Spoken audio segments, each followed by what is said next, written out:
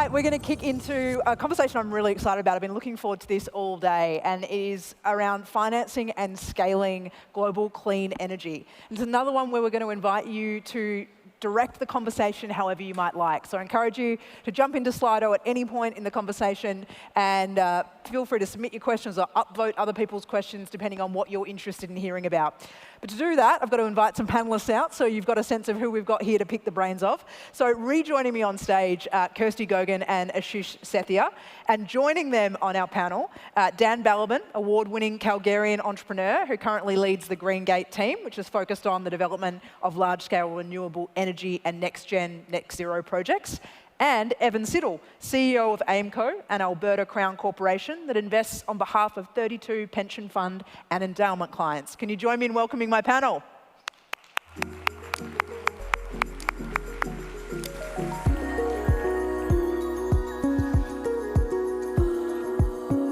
Hello, hello. Ashish, I think I was ready for a lot of things at this conference, but I wasn't ready for a discussion of global energy finance that was sketched to Bryan Adams' song lyrics. I don't know about everyone in this audience. I particularly loved when you sang, so that was excellent. No, thank you for that overview, though. In all seriousness, it was really interesting both seeing the level of progress, but also the areas where we've got some real challenges around, investment lagging, and just the scale, I think, of what we're facing into. Welcome, everyone. It's great to have you here. Where to start? Dan, I might start with you, actually. You're someone who, your projects represent about $2 billion of investment. You've got a really interesting portfolio of things that you're working on with a goal of reducing greenhouse gas emissions by 1.7 million tonnes per year. You're already doing that, aren't you? I wanted to ask you, before we get into a conversation around kind of the macro, I'd love to focus on the micro experience in terms of the individual entrepreneur facing into this challenge. How have you found raising and getting finance for your business and your projects? Short answer is it's not easy. Not easy at all. We've been developing renewable energy projects mostly with our focus here on Alberta for more than 15 years. Like you said, over $2 billion of capital we've been able to raise. What I'd say is there's an enormous amount of capital in the world available to be deployed in well-constructed deals, like deals that have really strong commercial underpinnings, with very little technology risk, very little permitting risk, with usually with a long-term offtake. Sounds easy, but it's really difficult to get all that to line up. But we've been able to do it multiple times successfully, and I'd say with a lot of hard work and persistence, there's lots that can be done. Evan, you've got a really interesting, vantage point and role in this ecosystem, right? Investing on behalf of pension funds. I'm interested to get your take. One of the things that we've touched on a little bit in this morning's panel conversation is some of the tension that can exist between very long-term goals, 2030, 2050, and the reality of short-term returns. I'm interested for your take on the role of the more patient capital that you work in and just how you're leaning into that strategic opportunity and challenge. There's a real momentum under that going on right now. The number of funds have started that consist of long-term money, and we're doing some work in this area ourselves at AIMCO. Public markets are pretty fickle, and they want immediate return. Private capital, pension funds, endowment funds, are naturally drawn to this transition finance area because there's long-term money to be made. We don't need current income. We're trying to match long-term commitments, long-term liabilities. And so pension funds and endowment funds and some wealthy individuals are piling into this space in a significant way. But as Dan says, it's very discriminating money. And you're bullish, a bit similar to what we heard from Derek this morning around the role of the greater green part of the ecosystem. Yeah. Can you explain why that's a focus for you? That's where we're spending our time at AIMCO. So if you think about, and she said this, in order to achieve net zero, everything has to decarbonize in a way. And some of that's in technology. There's a lot of money that's going into technology right now for well-organized companies. A lot of money going into renewables as well. And AIMCO, as a matter of fact, sold a business on behalf of our clients called Eolia for a massive return because of the demand for renewables. That's kind of the supply side. The demand side of the equation is a little less there's more opportunity there, we think, and it's got to be part of the program. Heavy emitters and the oil and gas business in particular are huge consumers of consumption, and that, we think, helping these companies go from gray to green is the next big area that there's an opportunity for great investment returns in. Ashish, I want to ask you about, we've touched a little bit on the macroeconomic environment this morning. We're in certainly a high interest rate period. What do you think that will do, if anything, in this space? It's a very interesting question because interest rates are a huge component of the cost of a renewable energy project. If you compare renewable energy with thermal power generation, like coal or gas power generation, a huge amount of the cost of those projects on a day-to-day basis is fuel. As renewables don't have that, but a huge part of the cost of a renewable project is financing cost, right? Over the years, we have seen that banks have become much more efficient in financing renewable energy projects. And the spread between the base cost of debt or interest rates and the actual cost of debt for a renewable energy project has declined over the years because bankers have become more comfortable with the technology and how it works and the business models as well. But a rise in interest rate does hurt renewable energy projects a fair bit. The only good news is the competition is hurting a lot more because fuel prices are going through the roof, as we discussed in the morning today. Kirsty, we were talking backstage, and you were talking about some research around the $70 trillion problem. Can you expand a little bit on what we're talking about there? What do we mean? Yeah, I mean, it's so interesting hearing about, the greater green idea and, this idea that we use currently 100 million barrels of oil per day, and we need to decarbonize that energy use. Now, we're going to electrify a lot, but we're not going to be able to electrify everything. We can't easily electrify industry and heat and heavy transport. So ideally, we need drop-in substitute fuels. Now, if we were to try to entirely replace the 100 million barrels of oil per day that we currently use, the oil industry is already expecting to spend, about $24 trillion over the next 30 years just to maintain that current flow of oil and gas. If we were to try to replace all of that with hydrogen-based fuels made from renewables, the cost would be around $70 trillion. Now that is, a huge amount, and that's, because of the capacity factors with renewables and the need to, radically overbuild the system, even with really cheap renewables. And this is making assumptions about, very low-cost renewables and high capacity factors of combined wind and solar. Even then, $70 trillion. If we were to try to do that instead using advanced heat sources that are manufactured in high productivity environments, we would expect the cost of replacing that flow of oil and gas to be closer to 18 trillion. Now, my 7-year-old, when I told him this over a lunch, because, I'm really fun You're parent. how old? My 7-year-old. I was like, I did hear this 7 then, right? to him, and he said, That's a heavy lunch conversation. He said, you mean it would be cheaper to save the world than to destroy it? And I was like, that's wow. some 7-year-old wisdom. That's interesting. He loves that when I quote him on that. It is astounding, though. I mean, Is there enough capital in the world? that is my question to all of you.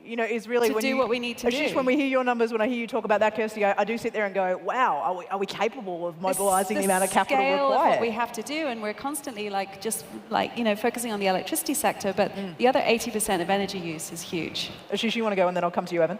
Yeah, I just wanted to add another layer of detail here, which is when we ran the numbers last year looking at how much investment is going into energy transition already, and I said $755 billion,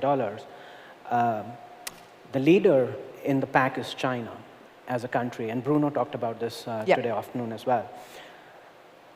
Convert that number to GDP, or percentage of GDP, that's 1.5%. How much is the UK spending for the energy crisis this year? 5% of their GDP.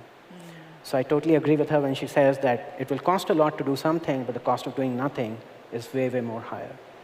Evan? Yeah, I look at this a little differently. The dialogue is a lot about getting rid of oil or keeping oil, and oil and gas, hydrocarbons. This is a net zero conversation.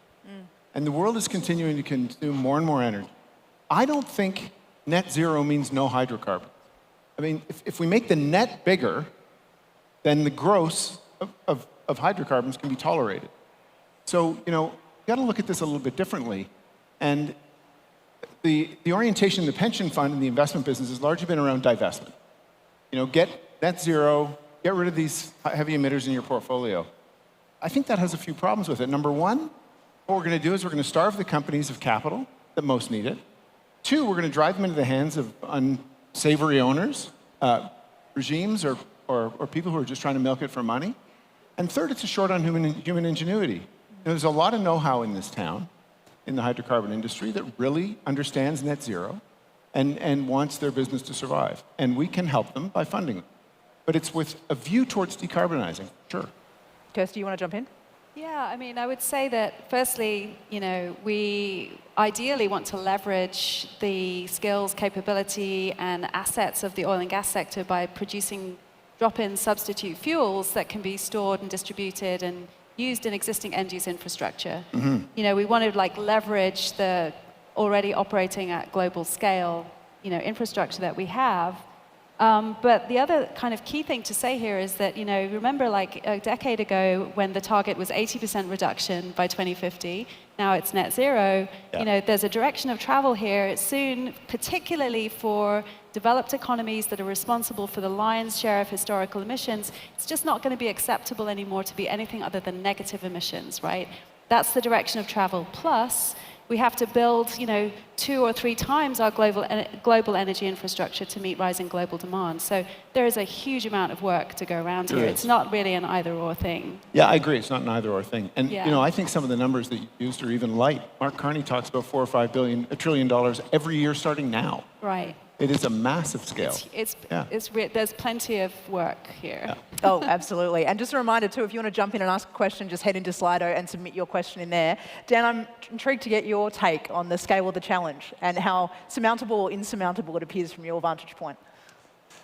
Yeah, so maybe repeating a little bit, but kind of my framing on it. We're moving from a world where our energy system runs on fossil fuels today to one that runs on clean electrons in the future. It's a transition that's going to happen over time. It's not going to happen overnight. But we've said that the destination is net zero, varying timeframes. Here in Canada, I think the most ambitious net zero target we've set is a net zero electricity grid by 2035. That's only 12 years away. Yeah. And in the world of developing large-scale infrastructure projects, that's not a very long time. Do I think it's possible? Yes, but we need to be doing a lot more than we're doing. The physical infrastructure that we have, the grid that we rely on, physically cannot accommodate all the new electricity demand that we're talking about, from renewable energy injecting into the grid to buildings, industrial heat, all the hydrogen. This is it's a mind-blowing amount of electricity that we're talking about, and I think there is a disconnect in general between the government ambition that's been put out there and what's actually going to be required to make it happen. And I want to step into that disconnect if we can, because I feel like we're uniquely blessed with this mix of panelists to be able to talk about this.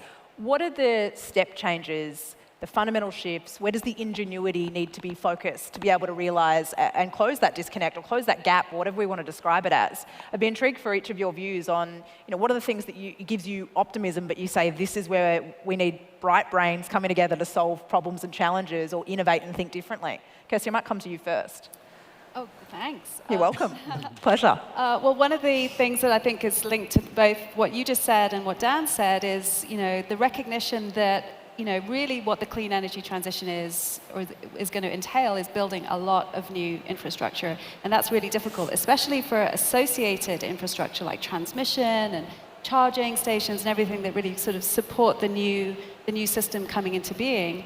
That's one of the reasons why we're really focused on repurposing existing infrastructure as much as possible. And, coal plants or existing thermal plants are a great example where they already have, obviously, grid connections and they have workforce, communities around them. And if we can, switch out the coal boiler, with a new advanced heat source and then continue using the majority of the existing plant, that's a significant cost saving. And, I'll give you, it's very interesting the kind of reaction we're getting from investors around this idea right now, because, there's a perception that the existing coal plants are like polluting liabilities. And we just saw one 1,200 megawatt plant being sold for $1 in the US.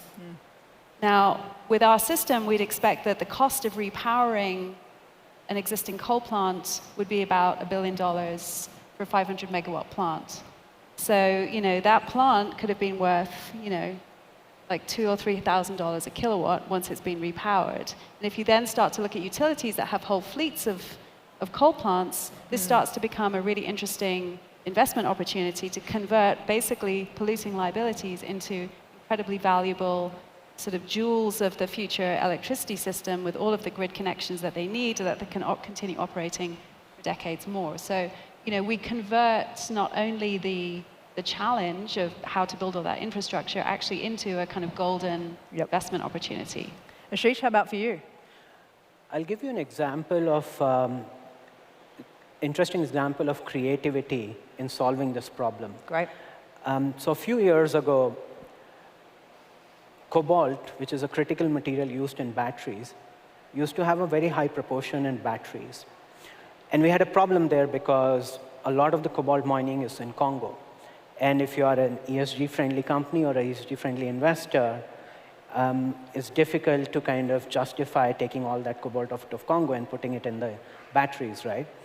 But the industry has moved to a new technological pathway where they're using much less cobalt in the same battery today and using much higher amounts of nickel and other materials.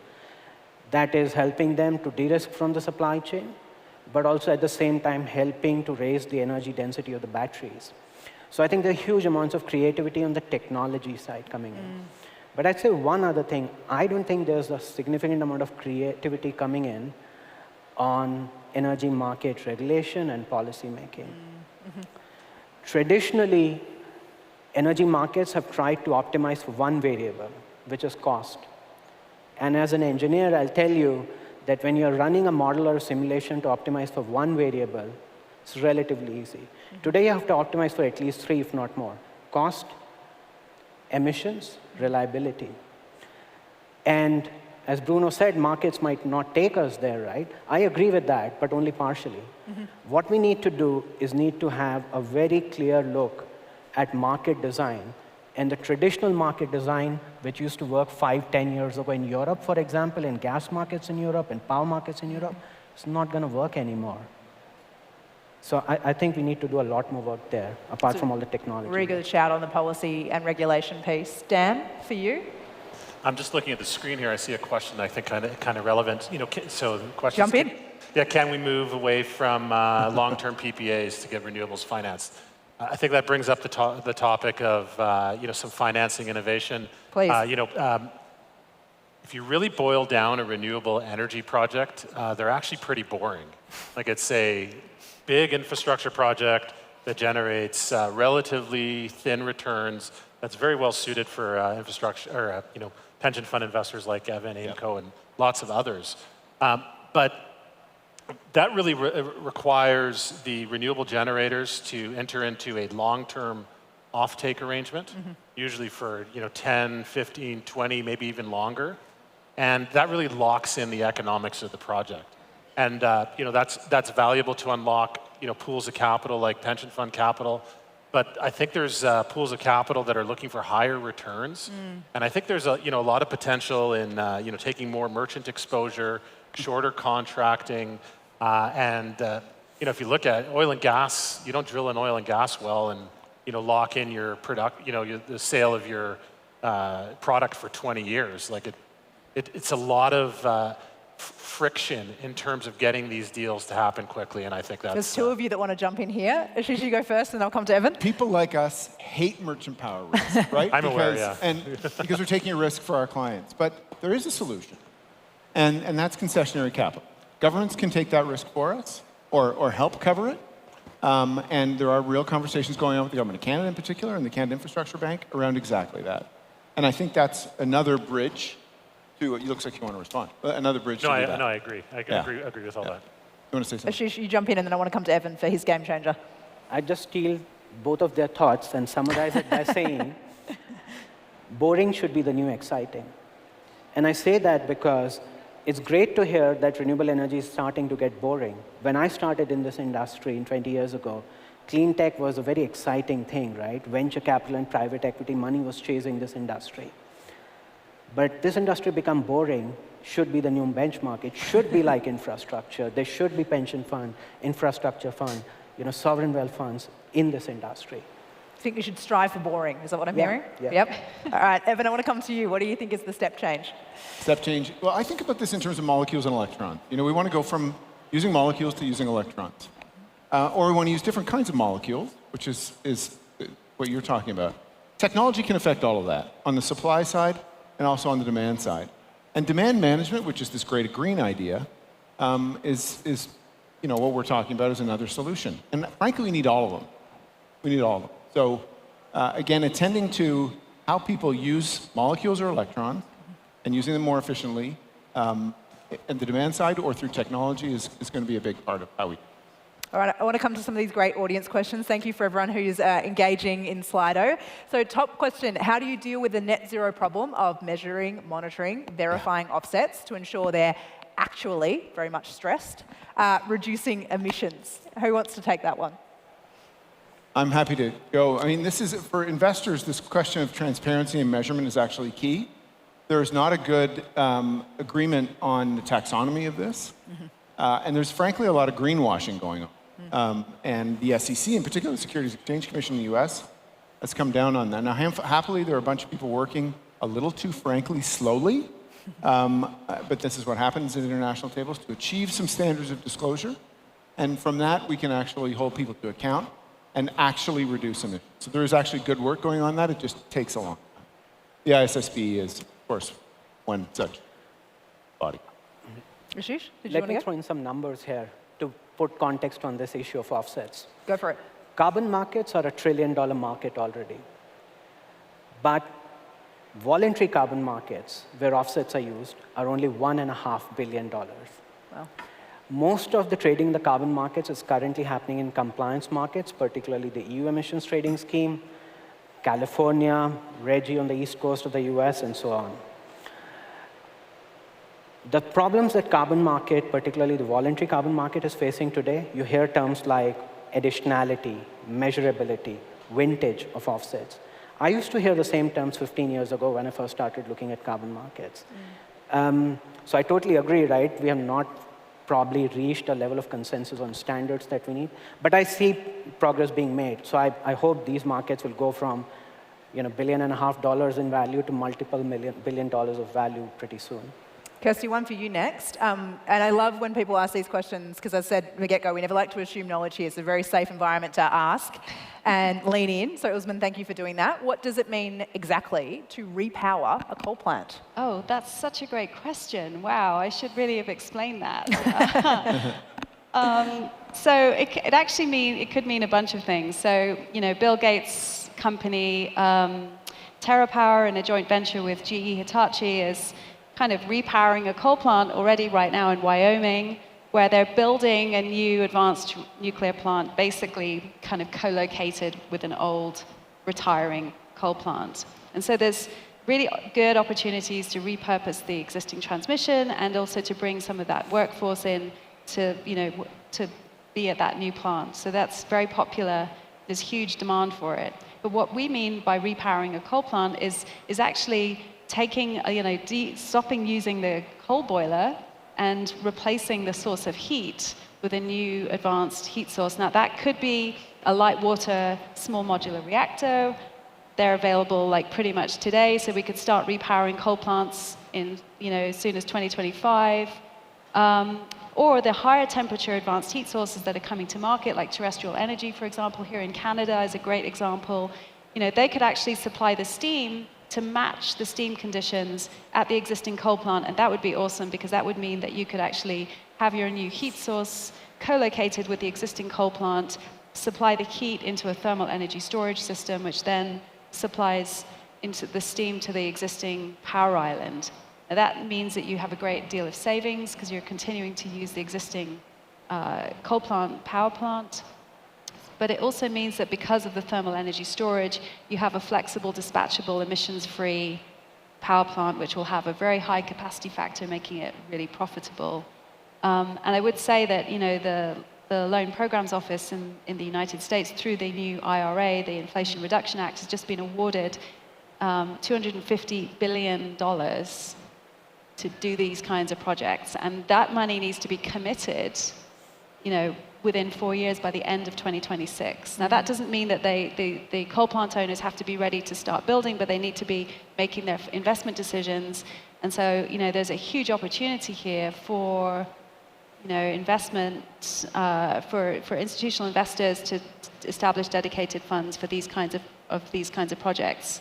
You know, this would be 250 billion. It would cost about $1 billion to repower a 500 megawatt coal plant, so that's 250 projects just in the United States alone. Huge. That you could have committed in the next 4 years. That is huge. Enormous. And this picks up on some questions that are coming through. I'm going to tie together a few themes in our questions here that are around the role of government. So there's a question here, in Canada, there seems to be a little bit of a disconnect between government targets and the amount of new generation investment. There was also a question a moment ago around, you know, views on US versus Canadian approach around incentivising and encouraging investment at this moment in time. Evan, I might come to you first on that, but I'd welcome any of the panel's views. Yeah, you summarized. The Inflation Reduction Act is a big part of what people are enthusiastic about in the US. I mean, it's a huge amount of money, $250 billion. Take that number divided by 10, and it's your Canadian number, roughly. Federal government has talked about a $15 billion growth fund, and the infrastructure bank is, I think, $5 billion. So that pool of capital, 20 roughly, compared to 250 is roughly comparable. And the federal government has taken an approach that they will take first loss or concessionary capital, and they're consulting now on how to do that.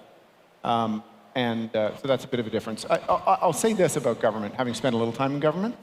I don't think people in the economy, those of us who work in this business, and many of you, you know, I don't think we wait for government to figure this out. You know, we're muddling through it a bit on our own.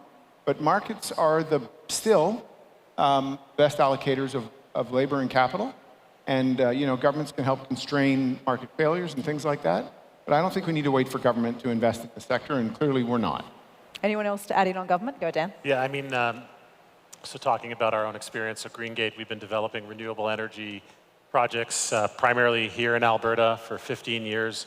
And over our history, we've received $0 of federal government money into our projects, just to put that into perspective. I think the government, personally, I believe the government needs to be doing more in the area of renewables. I think Canada is way behind the US in terms of our package of incentives that we have available for renewables. I'll give you an example. We have a 50% investment tax credit for carbon capture and storage. And we only have a 30% investment tax credit for energy storage, nothing for renewables, and the US does. So, you know, despite, you know, a lot of really good messaging that's coming out of Canada, which I support, that we're moving to net zero and that climate's really an important priority, I'm not seeing it backed up by sufficient action, in my opinion. Ashish, I might take it in a different direction with you. I know you're very much got your finger on the pulse of what's happening in emerging markets. Can you talk to us a little bit about who you're watching in that regard, in terms of some of the more emerging economies and the different way they're thinking about incentives and renewables? First thing I'd say, a lot of good discussion today morning and the afternoon about the pain that is being felt in emerging economies. I spent 17 years working in Asia before moving to Houston last year. That is absolutely true. A LNG cargo, which used to cost tens of millions of dollars each cargo, is costing hundreds of millions of dollars today. Countries not only like Pakistan, but Sri Lanka, Bangladesh, even India, find it difficult to kind of absorb those kinds of prices. But what that is doing is something interesting in those economies. In India, for example, or even markets like Indonesia, we are starting to see large conglomerates and businesses, family-owned businesses, which have significant share of the GDP, actually come very strongly behind renewable energy, hydrogen, carbon capture and storage, all kinds of new energy technologies. And I think that's a really, really good sign. Companies in India, for example, have said they want to achieve $1 a kg production cost for hydrogen within the next 10 years. And they think it is possible because India is one of the lowest cost destinations for renewable power generation today. So I'm seeing a lot of progress in those markets, which is very heartening to see. And I think what governments are trying to do there is also trying to de-risk from all these expensive energy imports that they're reliant on, and are starting to see for the first time ever clean energy and clean power as homegrown sources of energy, which can actually help energy security. Kirsty, different take for you. You've worked as an advisor to a number of governments, including 10 Downing Street. What's your take at the moment on the role government have to play at this critical juncture, where it feels like we really need to be thinking about how everything incentivises, greater investment in our energy transition? I just have to check to see whether we have a government at the moment in the UK. I think, my colleagues in Europe are watching the movements recently in the United States, with a great deal of concern, because actually, what the US government is doing is, somebody described it as creating a giant green petrol station to supply the world, because they're creating such incredible incentives, $3 a kilogram for hydrogen, for the next 10 years. They're just going to bring all of the supply chain, all of the capability, and build all this industrial capability. And that, it really is the role of governments.